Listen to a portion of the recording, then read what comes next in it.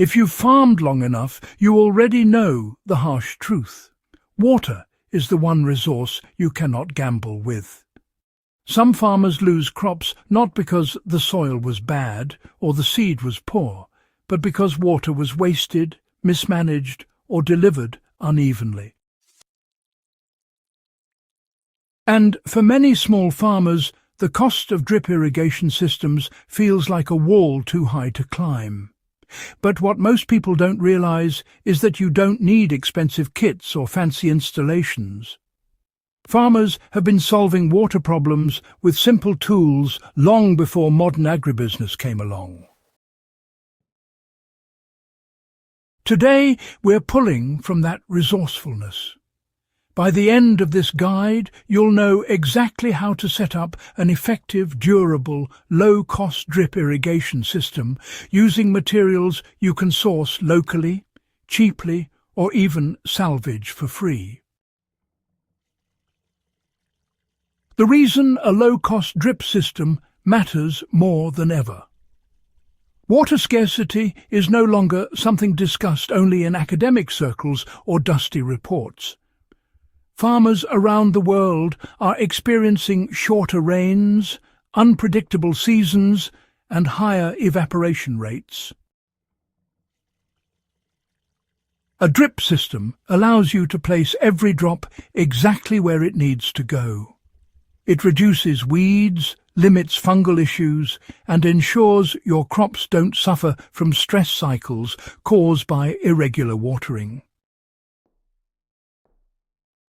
Many farmers only realize this after losing a harvest or two, and by then the damage is done. A low-cost system isn't just a money-saving trick, it becomes the difference between a steady yield and a field full of disappointment. This mindset, stretching resources, maximizing return, has been part of agricultural survival for generations, and it still applies today. The foundation of a cheap drip system starts with selecting the right materials. The best part of building your own drip system is that almost anything with the right shape and flow potential can be repurposed. For the main line, most farmers use 1-inch or 3/4-inch PVC or HDPE pipe, whichever is more available or cheaper in your region.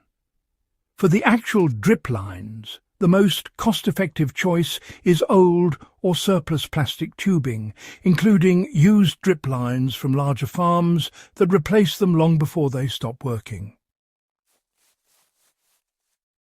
Many commercial farms discard rolls of pipe due to minor clogging, and with a simple flush and a clean filter, these lines can serve another farmer for years.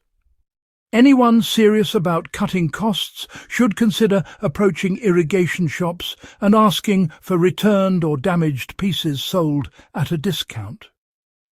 These may only need minor adjustments to work perfectly. For emitters, the cheapest option is to make your own. A simple heated needle creates consistent micro-holes when done carefully. Some farmers prefer using tiny screws as adjustable emitters, allowing them to control the water flow with precision. These small decisions, they really keep your system practical and nearly free. Your system's success, it depends on how well you control pressure and filtration. Irrigation experts often emphasize pressure regulators and high-grade filters, but honestly, these can be improvised cheaply.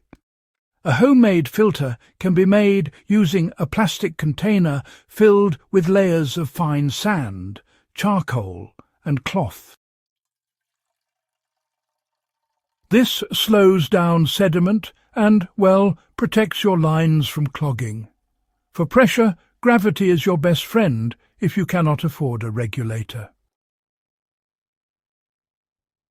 A raised tank, placed at least 1 to 2 meters above the field, gives you enough force to push water evenly through the lines. One farmer from Western Kenya shared how he elevated a 200-litre drum using old bricks and scrap metal. It wasn't pretty, but it delivered consistent flow for his tomatoes for 2 seasons straight. This is the kind of practicality that keeps a farm running when finances are tight. Installing the system becomes simple when you break it into clear steps. Start by laying out your main line along the top edge of your field. This makes gravity work in your favour and keeps pressure consistent on all your drip lines. After that, place your lateral lines down each planting row. It's essential to ensure these lines run straight to avoid uneven watering. Once in place, begin adding emitters or microholes along the tube, spacing them according to crop needs. For crops like tomatoes or peppers, 20 to 30 centimetres between holes works well.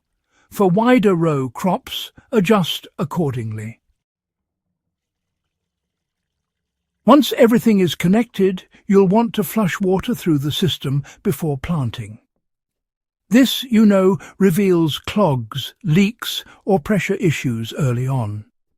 For example, one farmer building such a system discovered that one line wasn't delivering water because of a bend created by a rock.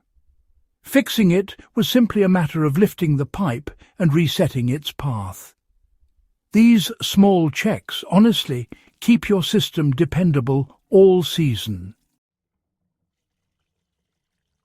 Maintaining your low-cost system is, well, where long-term savings truly appear. The good news is you don't need specialized cleaning tools. A weekly flush using clean water helps prevent build-up.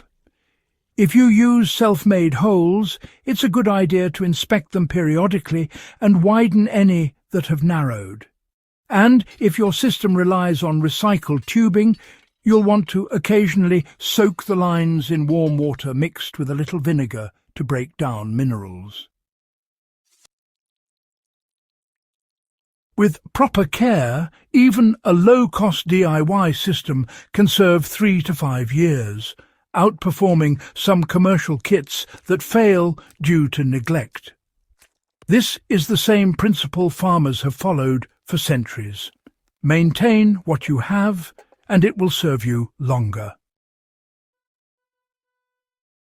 Putting these methods into practice transforms your farm one decision at a time.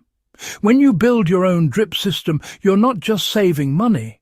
You're gaining control over water, crop health, and production stability. Whether you farm a 1/4 acre or 10 acres, these principles remain the same.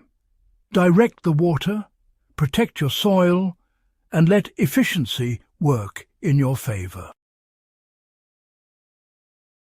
If you found this guide valuable, make sure to subscribe, share this video with other farmers, and help grow a community built on knowledge, resilience, and practical solutions that stand the test of time.